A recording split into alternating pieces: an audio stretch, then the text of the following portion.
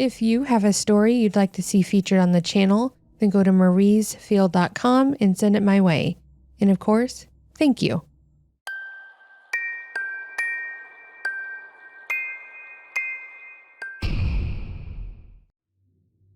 I've been living on my own for many years now. Around the time of this event, I was in my 30s and had been living in the same apartment complex for about 5 years. It was a one-bedroom, and I decided I wanted a 2-bed so I could have a spare if I had company or just have extra room. They had someone moving out, and since I was renewing my lease, they asked me if I wanted the new place as a kind of upgrade for being with them for 5 years, and I gladly accepted. It was going to have all new appliances, new carpet, and even an accent wall, so I was pretty excited about it. Thankfully, I didn't have too much stuff to move, so I was able to do it all in a week. The neighbors in the new building were also very kind and helpful. One of them and their younger son actually helped me move my mattress and couch in, so that was appreciated. As for the building, they were fourplexes, so each building had a number like 9247, and then the apartment unit with it, such as apartment A through D for the first floor and the second floor. So then the next building would be 9249 and the apartment numbers. So they were all very similar and easy to confuse if you're not paying attention, I suppose. Throughout the week of moving, unpacking, and settling in, I had a few visitors come say hi and introduce themselves. I guess I looked very welcoming or something. They asked me about myself and if I was living alone, any pets, the normal things, I suppose. I also found myself running out to my car or the dumpster, so I kept the door unlocked during the day and was quick to open it when someone rang. I finished my living room for the most part and was working away at my kitchen when I had a knock at the door. I looked through the peephole and saw a guy in a baseball cap and t-shirt. Thinking it was another neighbor, or maybe I dropped something in my shuffling, I mistakenly opened the door with a smile, and they greeted me by shoving me into my apartment, closing the door, and pulling a knife out. He nearly shoved me on my couch and told me not to scream or try anything, or he would slit my throat. I didn't know what to do other than hold my hands up and wait till he wanted me to talk. The conversation just went all over the place from there. I remember he said, "Where is he?" I asked who he was talking about, and he said, "Don't mess with me, you know who. Your old man owes me a lot of money, and if he skipped town, then someone has to pay it back." Again, I was terrified and confused because I didn't have a boyfriend or anything. I was single and had been for the past 4 to 5 years. I pleaded with him, trying to explain that I didn't know what this was about, and tried everything I could to convince him I was single. I noticed he was looking around at that point while still holding the knife up defensively. That's when I told him I just moved in here and that maybe he was mistaken. He told me not to move, and he went to the back of the apartment, slamming open the doors. After what seemed like an eternity of me contemplating if I should actually try to run or stay, he came back to the living room and threatened if I told anyone, he would come back, and quickly left. I got up and locked the door and sat back down on my couch, terrified about what to do next. It's a horrible feeling just moving into a place and immediately feeling unsafe. I had lived there so long before too, and it was saddening that this was the first bad experience I really had with the place. I didn't even know if I should call the cops. What could they have done? And what if he was outside somewhere watching the place to see if I did? Would he have come back and tried something? I lived alone, so it's not like I had anyone to depend on in such a vulnerable moment. When I finally came to my senses a bit, I decided to go back in my rooms and see if he did anything.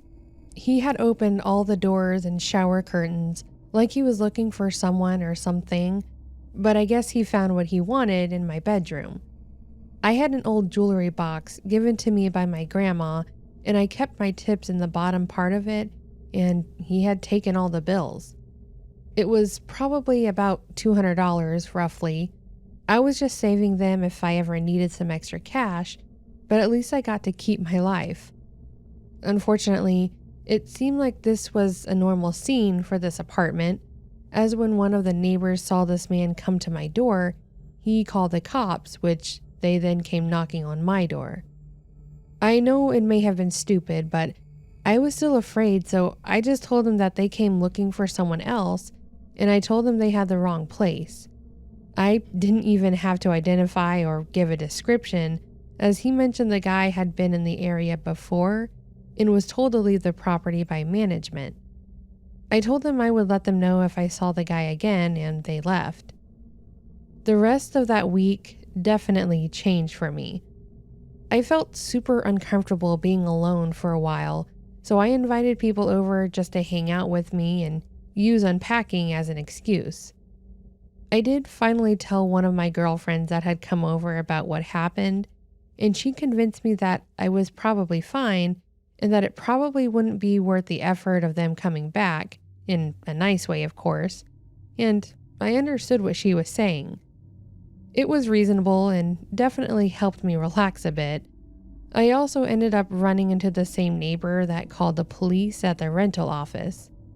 I guess he's like the neighborhood watchdog type and knows the ins and outs of everyone. However, he did ask me about the guy and told me a bit about the last tenants that lived in my apartment. He said he thought they were doing some shady stuff in there, as they always had people coming and going, not staying longer than 15 to 20 minutes. He said he saw the same guy that showed up at my door was also over there frequently. They were constantly fighting and yelling too. So when he saw him enter the complex again, he was worried about me.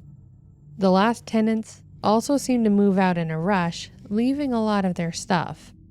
That was part of why there were new appliances and carpet. There was no way that carpet would come out looking clean, according to him. So whatever they did or whoever they were, they left quite the impression. I had no idea what was going on in this little complex, but mine always seemed quiet and everyone pretty much kept to themselves, so that was intriguing to learn. Unfortunately, I still had a few more unwanted visitors show up, but my door was always locked, and I checked who was there before I answered. I ended up taping a note on my door saying the previous residents moved so they would quit asking. So all I have to say is when you move, make sure you update everyone, including all your so-called friends, at least for the new tenant's sake.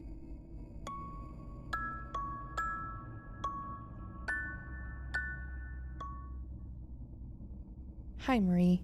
I wanted to share an event that happened to me and my granddaughter at the last place I lived. My husband died in a car accident when my daughter was pregnant, so he never got to meet her, but also being an empty nester, I didn't feel right living in our big 4-bedroom home alone and decided it was time to downsize. I found a cute little condominium that was only about 20 minutes from my daughter and son-in-law, and it was a good price, so I moved in. The only thing about it, however, was that it definitely needed a more homely and me touch to it. So while I made some changes inside with the help of my kids, I also wanted to start up another garden like I had at my old home. My kids helped me put it together when they were younger, which made it all the more special to me, and now, my first granddaughter was now at the age they were, and I wanted to have her help with it if she wanted to. Maggie is like my little mini-me. I helped my daughter and son-in-law take care of her when she was born, watched her a lot so they could sleep or even just get out for a bit alone, and she loved staying over with me too. So when I brought up the garden, she was more than willing to help, and my daughter loved the idea. At the time of this event, I was 49 and my granddaughter was 8. She came over with some stuff that they had bought, including a small gardening kit, a sun hat, a mat, all the stuff she needed.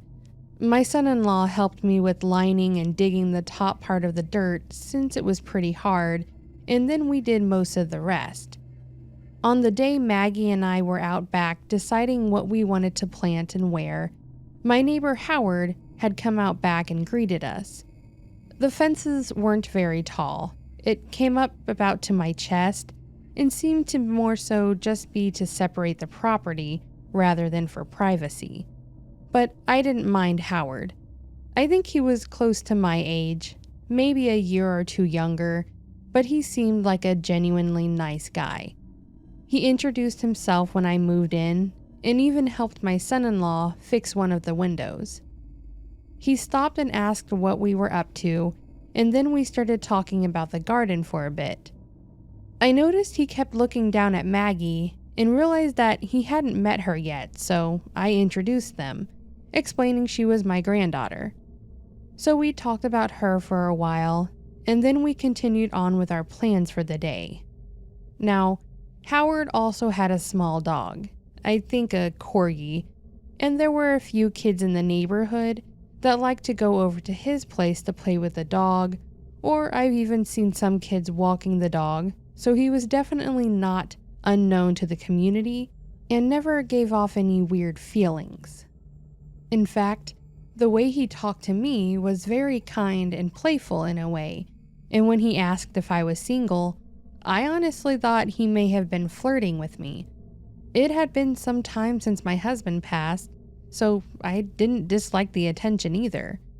I started catching Howard outside on multiple occasions when Maggie and I were out there, and we'd start chatting for a while we worked.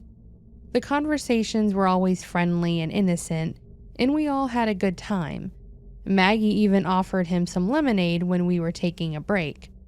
I didn't start to notice something was off until a little further into our garden work. Howard was starting to show up every time we were out there, and it was fine at first, but he would start talking to Maggie, distracting her, which caused her to knock some things over before as well. There were also a few times where Maggie wasn't with me, and I had gone out back to mow or de-weed, and he would show up again. The conversation at that point, though, would be brief. It was a quick, "How's it going?" Then he would ask me about Maggie, and when I would mention she wasn't with me, the conversation would end pretty quickly and he would leave. I started catching on to this, and I wasn't really a fan of it. I felt bad because I started limiting how much Maggie would do. We didn't have much left, but we were planting the last of the seeds when he came over. That's when I instructed Maggie to go inside and clean up. I could see his attention shift to her as she walked in, and our conversation became pretty dull, and he eventually walked off too. This happened a few times, and I don't know if he caught on to what I was doing or if he just gave up, but he started coming around less and less. There was one weekend that Maggie was going to be staying with me, and she was enjoying the sprinkler I had set up to water the garden, so I bought something similar to set up for her to play in. While she was changing into her swimsuit, I went out front to get the mail. On my way, I saw my neighbor across the way was out there, and we had begun talking about random things. At one point, I had turned back to look at my condo when I saw Howard walking back from his driveway and into his house. My first thought was, great, he's going to ruin something I had planned for Maggie. I knew she was still inside waiting for me though, so I finished my conversation with my neighbor and then started walking back towards my door. I don't know what it was or how to explain it, but I felt the need to walk over towards Howard's side and see if he was outside. While we had the wall-like fences out back, they went as far as the condo. The front of them either had a small half-bricked wall or nothing separating them, so I could easily walk over on his side of the property. I could hear him laughing, so I knew he was out back. This immediately made me feel uncomfortable because I had a feeling Maggie was probably already out back as well, even though I told her to wait for me. Kids are still kids though, and she was excited. So even though I shouldn't have, I went to open his gate and, to my disgust, I saw him standing at the fence, looking into my yard with his pants down. I immediately yelled at him, none of which were nice words or words Maggie probably ever heard me say, but it was enough to make him stumble and trip as he tried to pick up his pants and go inside. I immediately ran into my home to find Maggie out back, looking around confused. I asked her what she was doing, and she explained that she was trying to bring the sprinkler outside for me to help when Howard showed up. While she was grabbing the hose, he told her how to straddle it, basically, and hold it up in the air to make it look like it was raining, to which she did. I was disgusted and was trying to keep calm in front of Maggie. She could already tell something was wrong by the way she was talking to me. Unfortunately, I had to lie to her and tell her we couldn't play in the sprinkler because it was going to storm, and instead, I just suggested we make homemade popsicles inside, which seemed to cheer her up. While she was getting started, I called the police and the leasing office to tell them what I just witnessed. The police came over and took down the information. However, they said they couldn't do much since he was on his own property and I had opened the gate, but they said that if it happened again and anyone else witnessed it, to call them back so they can try to get him for indecent exposure. The leasing office apologized and said they would talk to him, but said they couldn't keep him from being in his backyard. It was like they missed the entire point. He was invading my space by looking over and doing what he was doing. So I asked them if I could put up a taller privacy fence, and they refused. They said it had to stay uniform and there would be too many steps to try and get the people or business that actually owned the place to pay for the changes. They told me they weren't even willing to try. I had just moved into this place a few months ago, and now I no longer felt safe there, or at least I didn't feel safe having my granddaughter there. I told my daughter and son-in-law about the incidents too, and they were torn. None of us wanted this guy anywhere near Maggie. It broke my heart, and I knew Maggie was upset about it, but when she came over, she wasn't allowed to go out back, and she could only go out front if someone was with her. I didn't even like her staying the night, so if anything, I stayed the night with them when they needed a babysitter. Howard didn't even try to show his face around after that, and it wasn't even just around me. People saw the cops at my home that day, and I wasn't going to keep that information to myself. I told anyone and everyone I could about him, and just from word of mouth, he was shunned pretty hard. The other kids were not allowed to be around him. When he went out front, you could see other parents or grandparents pulling their kids to the other side of them. It must have gotten to him because within that same year, he moved out.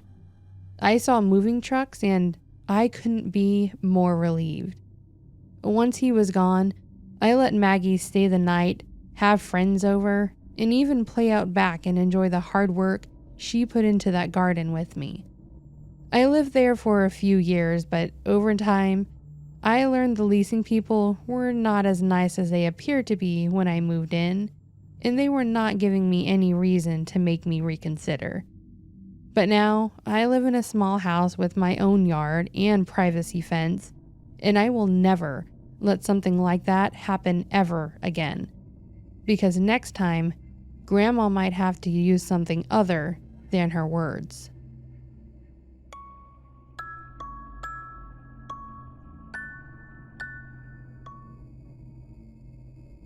Hi Marie, I've been a fan of your stories for a while now, and I wanted to share a story with you and your audience. This was a long time ago. I don't want to say when exactly, as it will date me, and I don't like to think about how old I am. So let's just say it was a number of years ago at this point. I don't often share this story, but maybe if I share it more, I can keep others out of potentially dangerous situations. It was sometime in the middle of autumn when this happened. It wasn't too cold yet, but it was starting to hit that point in the fall where it starts to rain a lot, and the rain was really cold. Like when the weather is wanting to shift over to snow, but isn't quite there yet. You live in the Midwest, you know what I'm talking about. It was starting to get dark, and I was driving home from a long day at work, and I was just kind of staring off at the road, trying to keep myself from dozing off until I got home. The sun was starting to set, there was a light fog that was trying to lift itself up through the rain, and really, it was just a lovely autumn scene. I live a bit out of the main town I'm near, so I have to take some back roads to get to my neighborhood, meaning that I don't really run into a lot of traffic, be it other cars or foot traffic.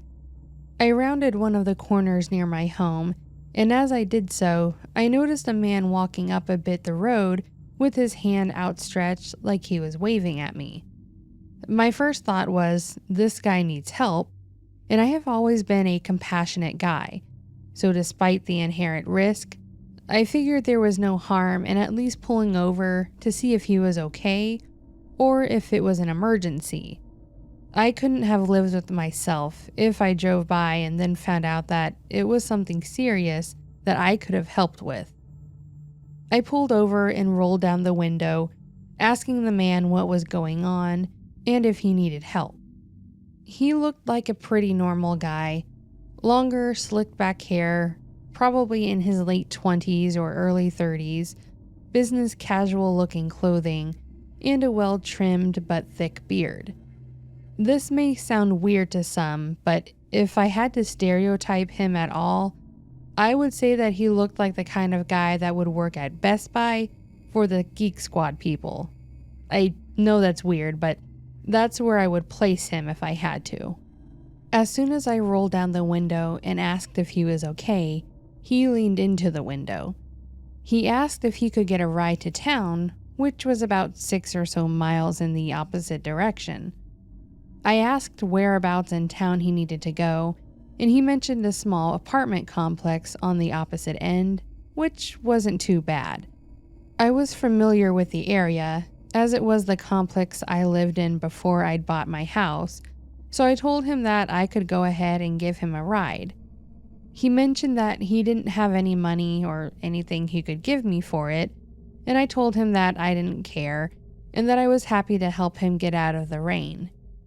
He shot me a smile and thanked me for my generosity, then pulled the door open, tossed a backpack into the back, and sat in the passenger seat. I'm a pretty big guy, so I wasn't really feeling threatened by him. He seemed pretty relaxed, so really it was just a matter of getting him there and trusting that he wouldn't pull anything crazy. I pulled into a driveway and turned around to head back, and while I was driving, I tried to make some small talk.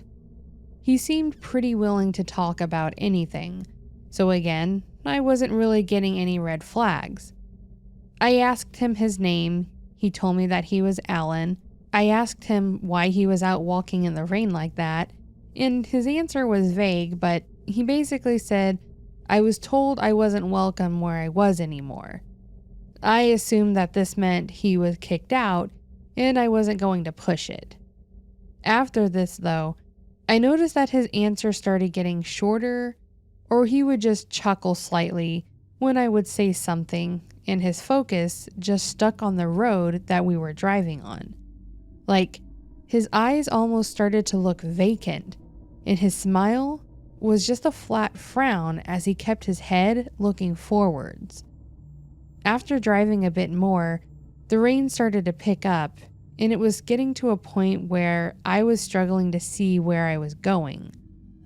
I mentioned that the storm was getting pretty bad. He sort of grunted in response, and I followed up with, if you could, just point out when I need to turn. I don't want to miss it." After I said that, he lifted his hand and motioned to a parking lot by what used to be a gas station, but was vacant at this point. He softly asked me to pull over into the parking lot, and I confusingly obliged. I wasn't sure why he wanted me to do so, but I guess he had his reasons. I pulled in and parked the car, assuming he was going to say something or get out, and he just sat there for a few very uncomfortable seconds. Like I mentioned, I wasn't physically threatened by this man, but this was, well, it was unsettling. The dead look on his face, the fact that he was just sitting there silently and staring at nothing. I asked if he was okay, and I could see that he was starting to cry, like tears were welling up in his eyes and falling down his cheek. I felt bad, but at the same time, this whole thing was so weird.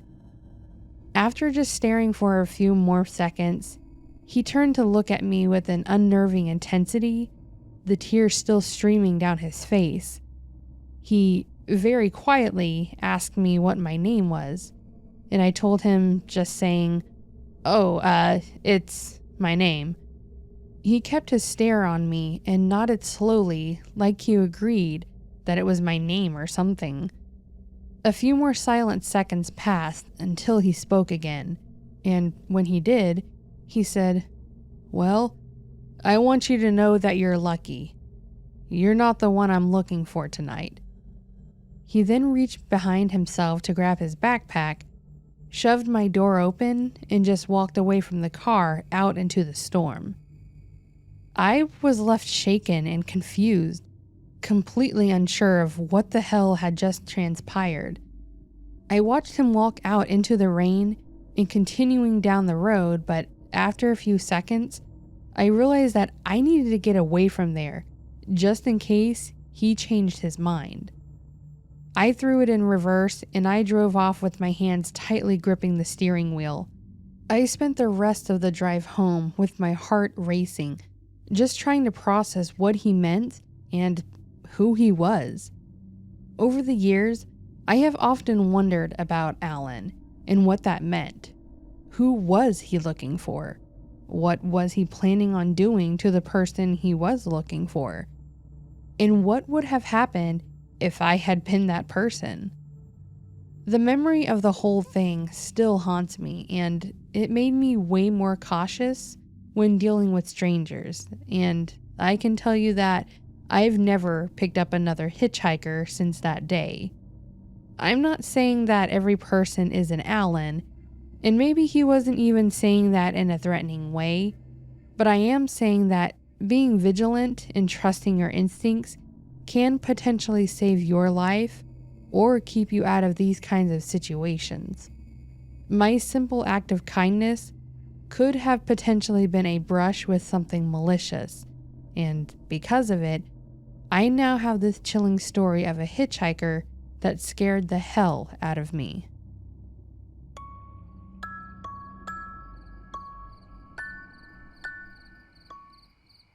So that, my friends, was another scary story collection, and this one seemed to be about creepy people, so I guess it works.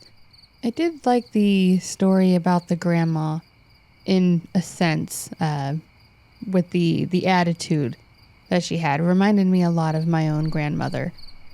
She was definitely the type to be very kind to you and offer you whatever if you need to come in and, have a snack or something. But then she would later tell us grandkids, it was always us grandkids she was very vocal with, about how much she disliked so-and-so. It's always a fun little gossip group with us grandkids and her. I loved it. But anyways, if you did enjoy this video, please do give it a like below, and don't forget to subscribe if you haven't already. And lastly, you can also leave a comment on your thoughts, or let me know how's your day going, how's your week been, or what's the best way to eat ice cream. Yeah, think about it and let me know. And with that being said, friends, I hope you have a fantastic day, And if not, we'll make tomorrow a better one.